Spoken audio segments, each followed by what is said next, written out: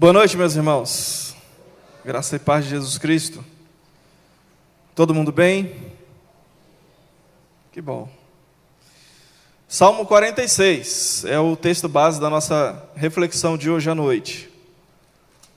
Salmo de número 46. Mais precisamente, os versículos 6 e 7, inicialmente. Salmo 46, versículos 6 e 7. Inclusive já está projetado também.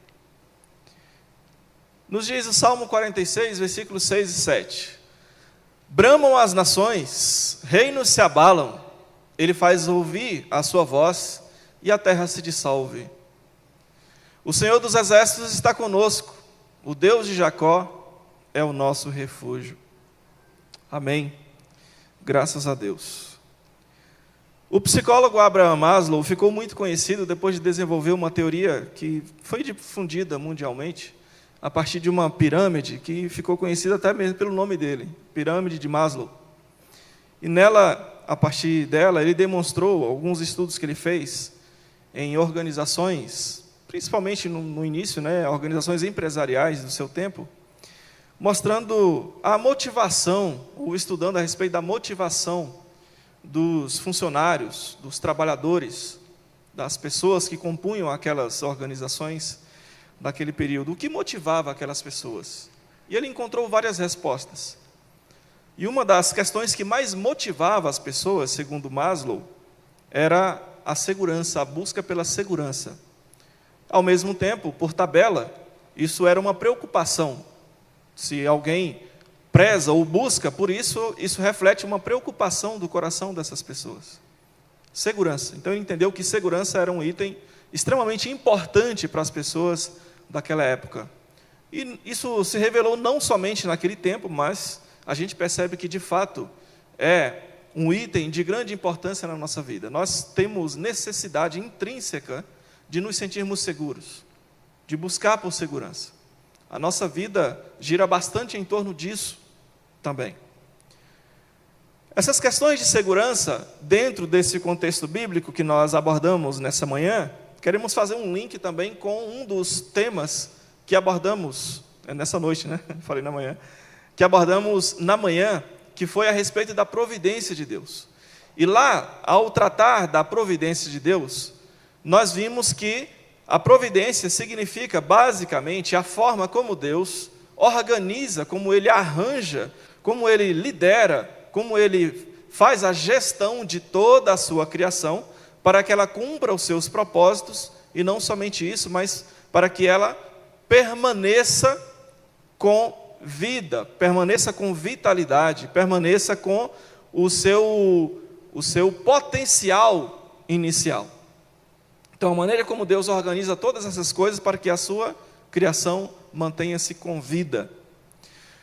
Então, quando a gente pensa na providência de Deus, juntando com essa noção de que nós precisamos de segurança, a providência de Deus aparece aqui nesse salmo, e nós queremos então pensar a partir dessas questões todas, sobre a revelação do caráter de Deus por meio da sua providência, aqui dentro do Salmo 46.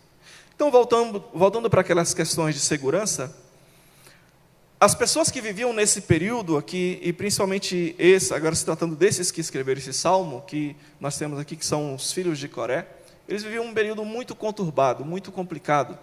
Imagina um país, na verdade nem era país ainda, era um pequeno território de Israel, e pequeno, logicamente, frágil, sem ainda uma organização exata, muito bem definida, com um exército pequeno, portanto, belicamente extremamente fraco, e no seu redor, nações poderosas, fortes, já no sentido contrário, com territórios bem maiores, exércitos poderosos. Essas nações estavam inflamadas, em guerra. Nós citamos isso porque aqui no versículo 6, quando ele diz bramam as nações, esse verbo bramar aqui, ele tem esse significado inicial de nações que estão enfurecidas, nações que estão agitadas, nações que estão vivendo um processo de conturbação interna e externa, no popular, em guerra, em batalhas, umas com as outras ou dentro de si. Esse era basicamente o contexto.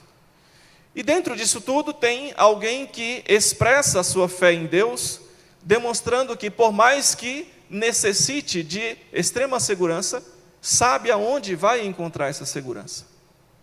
Então a providência de Deus se revela aqui para esse salmista, para essas pessoas, mostrando que por mais que no derredor dessas pessoas, por mais que no derredor do território, os povos ao redor, por maiores que sejam, por mais fortes que sejam, e por mais conturbados que estejam, essas pessoas podem encontrar em Deus a sua tão necessária segurança. Por isso ele fala: bramam as nações, reinos se abalam, ele faz ouvir a sua voz, e a terra se dissolve. Mas o Senhor dos exércitos está conosco, o Deus de Jacó é o nosso refúgio. Então, como é que Deus revela, portanto, o seu caráter por meio da sua providência, fazendo com que nós entendamos que em Deus, ou seja, nele, nós de fato encontramos o abrigo seguro de que nós tanto necessitamos. E por que dizemos isso? Porque aqui no início do que nós temos como início do Salmo, que na verdade é a conclusão da sua ideia, da conclusão da ideia que ele desenvolveu desde o início, nós temos aqui que o salmista diz: Deus é o nosso refúgio e fortaleza. E a gente percebe que essa expressão, refúgio e fortaleza, ela se repete aqui no decorrer do Salmo. A conclusão, portanto, do salmista é que, de fato, Deus é o seu refúgio e a sua fortaleza, mas não só isso. Ele diz ainda, ele é socorro bem presente nas tribulações. E eu quero chamar a atenção para esse conjunto de palavras aqui: socorro, o auxílio perene, profundo, constante, detalhado de Deus para com o seu povo. Aqui não é apenas uma ação de socorro que acontece de forma imediata, imediata e pontual, mas é uma ajuda, um auxílio que é constante. Ele continua, tanto que ele fala, ele é o nosso refúgio e fortaleza. É uma ação que está no presente, mas ela se desenrola desde o passado, passa pelo presente e perpassa rumo ao futuro. Ele é o nosso socorro bem presente. Esse bem aqui, ele aparece como uma partícula intensificadora do presente. É uma certeza máxima que o salmista tem. Ele não é apenas presente, mas ele é bem presente. Isso talvez para nós, aqui no nosso português, isso não pareça tão relevante. Mas para essa pessoa que estava falando a respeito dessa certeza, da presença de Deus, do refúgio de Deus, isso tinha muito significado. É uma confiança inabalável de que, de fato, ele está ali desfrutando da presença de Deus como sendo o seu refúgio e a sua fortaleza. Então o caráter de Deus se revela por meio da sua providência, nos mostrando que nele, sim, de fato, nós temos o refúgio e a fortaleza, o lugar seguro, o lugar onde nós podemos habitar com segurança, com paz total, plena, perene, abundante e contínua. Mesmo que tudo ao nosso derredor esteja no caos, porque era isso que estava acontecendo. Nós vamos ver já já um pouquinho mais. E aí, quando a gente transpõe essas verdades para a nossa vida, nós podemos também lembrar e aplicar que, apesar de que todas as coisas estejam caminhando, indo mal ao nosso derredor, apesar de que nós possamos, talvez até mesmo estar sendo ameaçados pelo nosso contexto, apesar de tudo isso, nós podemos então ter essa confiança em Deus como o nosso refúgio, a nossa fortaleza e o socorro, mas não somente um socorro, mas um socorro contínuo e bem presente. Ele é abrigo seguro, sempre que nós precisarmos. Essa aqui é a ideia. Não haveria nenhum momento em que o salmista corresse para Deus que ele encontrasse as portas fechadas. As portas da fortaleza travadas, elas sempre estariam abertas. Ele tinha essa confiança. E o mesmo acontece conosco. Não há e não haverá nenhum momento em que nós vamos correr para Deus e vamos encontrar as portas fechadas. Não há nenhum momento em que vamos correr para Deus e vamos ser renegados ou negados. Negado o nosso acesso à sua presença. Em nenhuma situação. Não há nada que possamos fazer para que deixemos de desfrutar disso. Porque quem conquistou isso para nós foi alguém que morreu de forma suficiente e definitiva para garantir o nosso acesso a Deus. Jesus Cristo. A carta aos Hebreus nos deixa muito clara essa verdade.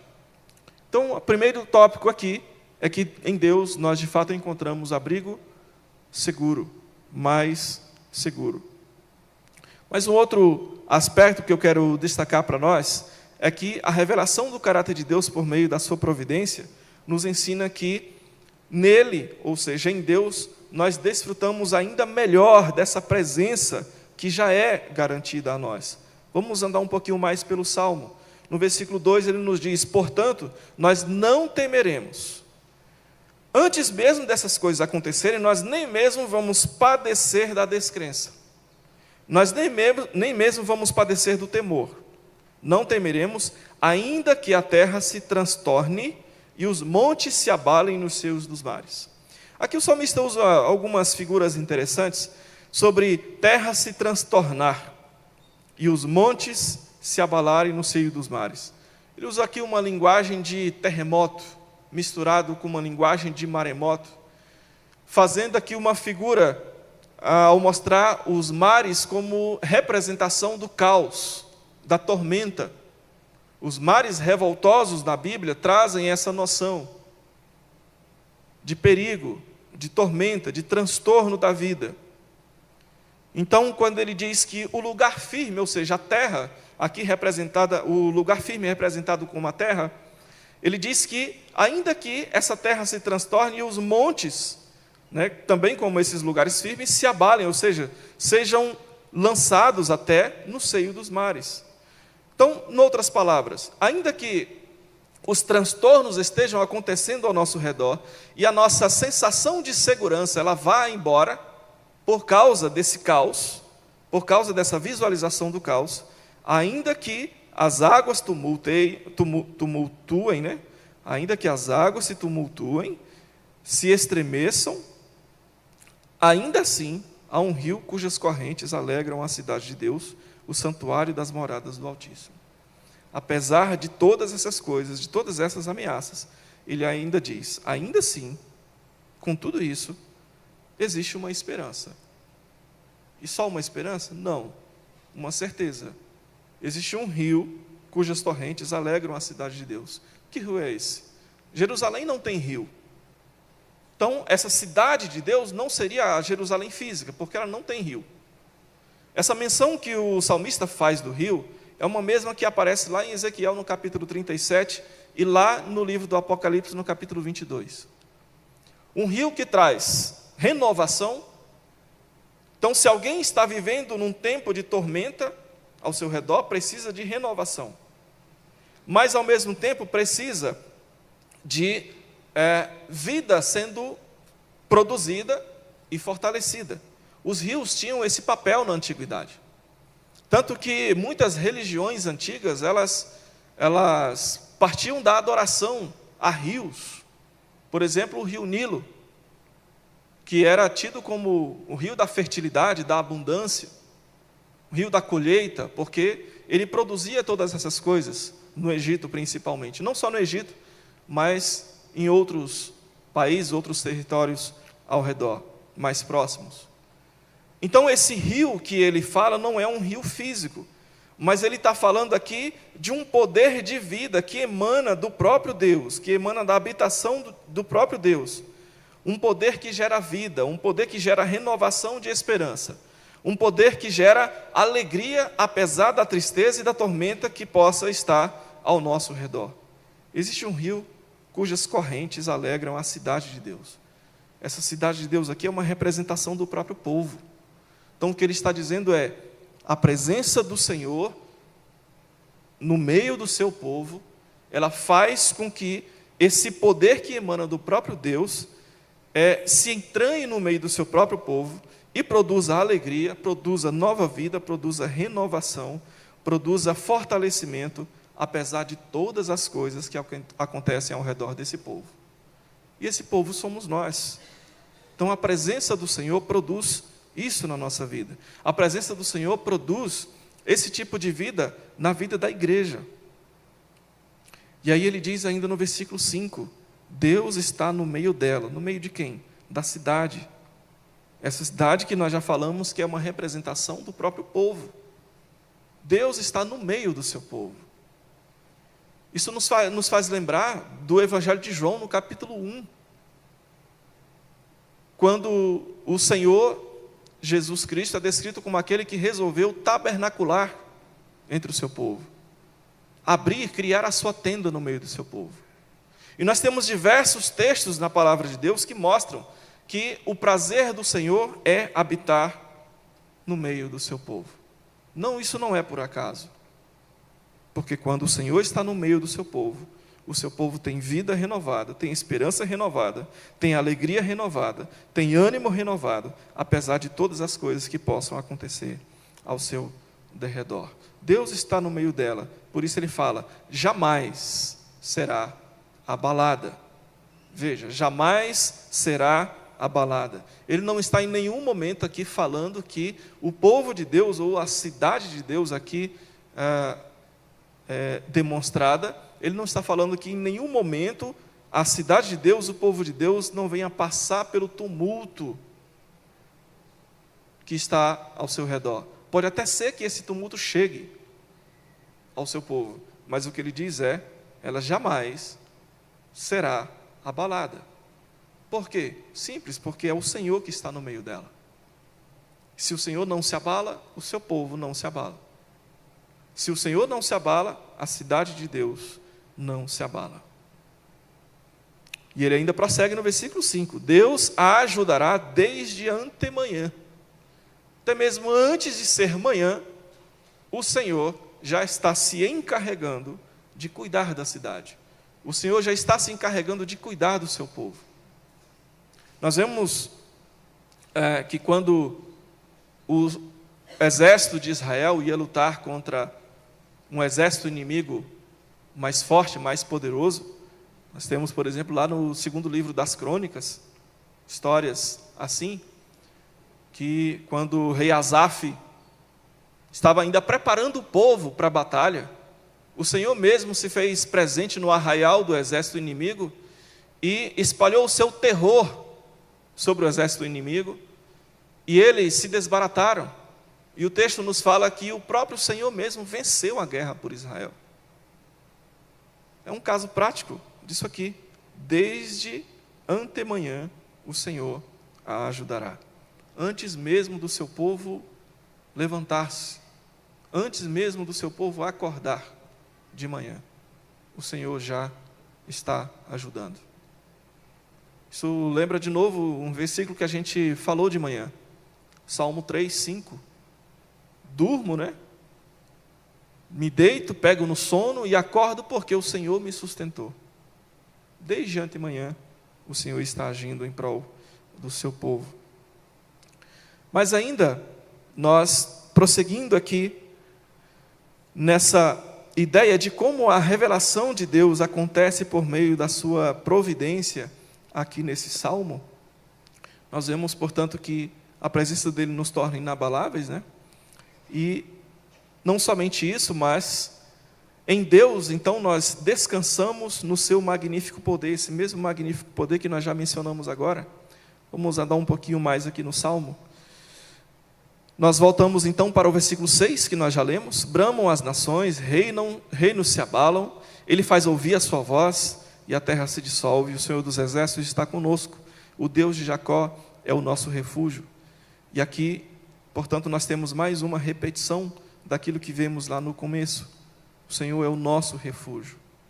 Mas aí, passando, portanto, para essa noção do descanso no magnífico controle de Deus, nós temos o versículo 8, que nos diz: vinde, contemplai, portanto, as obras do Senhor, que assolações ele efetuou na terra. Quais assolações? Assolações que ele mesmo realizou enquanto todo o derredor do salmista estava no caos. Ele fala: paremos agora para observar o que o Senhor tem feito na terra.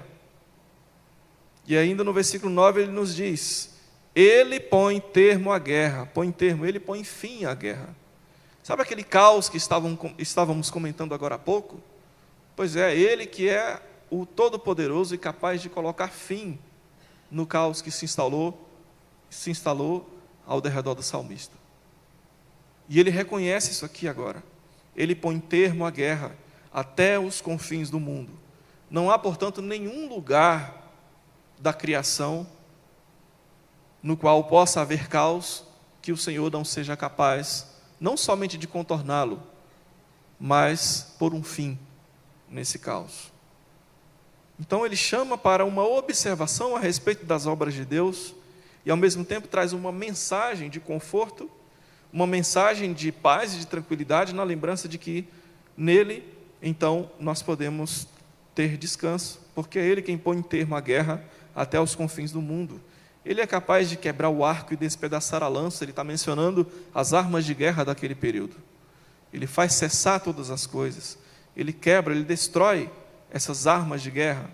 Os exércitos, queima os carros, é o que ele diz. Queima os carros no fogo. E aí no versículo 10 ele diz: aquietai-vos. O mundo está agitado. As nações estão agitadas. Rússia ainda guerreia com Ucrânia e Ucrânia com Rússia. Coreia do Norte está doida para arranjar uma guerra também. Já temos guerra em Israel e Palestina. Até poucos dias, aqui Venezuela já estava querendo criar mais um conflito com a Guiana Francesa. E assim em tantos outros lugares que as nações estão agitadas, externa ou internamente. E ele está dizendo aqui: aquietai-vos, tenham paz nele, sabei que eu sou Deus, né? Aquietai-vos, sabei que eu sou Deus, eu sou exaltado entre as nações, sou exaltado na terra. E aí ele conclui o salmo dizendo: o Senhor dos exércitos está conosco, nos lembrando. Ele fala isso diversas vezes aqui no salmo: o Senhor dos exércitos está conosco. O Deus de Jacó é o nosso refúgio. Por que ele menciona Jacó aqui no final? O Deus de Jacó.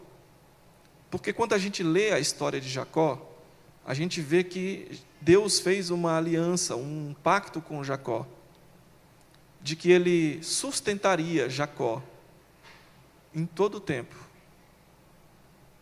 Ele estaria com Jacó em todo o tempo. Se você ler a história, você vai ver que tem essa conversa de Deus com Jacó. Ele garantiu para Jacó a sua segurança durante toda a sua vida. Então é como se aqui no versículo 11 ele nos lembrasse: sabe aquele Deus que garantiu para Jacó que seria com ele, estaria com ele em todo o tempo, daria a sua segurança? Pois é, aquele Deus que não só prometeu, mas ele fez isso com Jacó, é esse mesmo Deus que nós servimos. E é exatamente isso que ele prometeu e ele garante a nós. Então, relaxem, aquietai-vos, sabei que ele é Deus. Assim, meus irmãos, portanto, o Senhor revela o seu caráter de Deus providente, providenciando segurança, garantindo auxílio, garantindo conforto e esperança em meio ao caos que possa nos ameaçar. Nós, portanto, à luz do Salmo 46 e a exemplo do salmista, dirijamos o nosso coração a Deus, principalmente nos momentos de caos, e lembremos que somente nele, de fato, nós podemos encontrar refúgio, fortaleza e socorro bem presente nas tribulações. Nosso desejo é que Cristo confirme cada vez mais, cada dia mais em nosso coração, de que nós podemos confiar nele, porque ele próprio foi aquele que garantiu essa nossa segurança em Deus. Vamos orar? Bendito Deus, nós te louvamos nessa noite, nós te bendizemos, Senhor. Eu te louvo e te exalto, Deus, porque à luz dessa palavra, eu posso e nós podemos ter a garantia de que em Ti, de fato, nós estamos seguros. Nós somos seguros, porque o Senhor está no meio do Teu povo. Nada abala o Senhor, nada o surpreende, nada foge do Teu olhar e do Teu controle. Portanto, Deus, nós podemos então hoje descansar em Ti. E eu te peço, ó Pai, que o Senhor, como sabedor de todas as coisas, conhecedor de todas as nossas lutas, de todas as nossas tribulações, conhecedor de todas as coisas que sufocam o nosso coração e a nossa mente no dia a dia, te peço que o Senhor nos dê a Tua paz, nos dê a Tua voz ecoando na nossa mente: aquietai-vos, sabei que eu sou Deus. Que o Senhor, em nome de Cristo Jesus, nos conduza sempre em triunfo por meio da Tua palavra, pelo poder do Teu Santo Espírito, em nome de Jesus. Amém.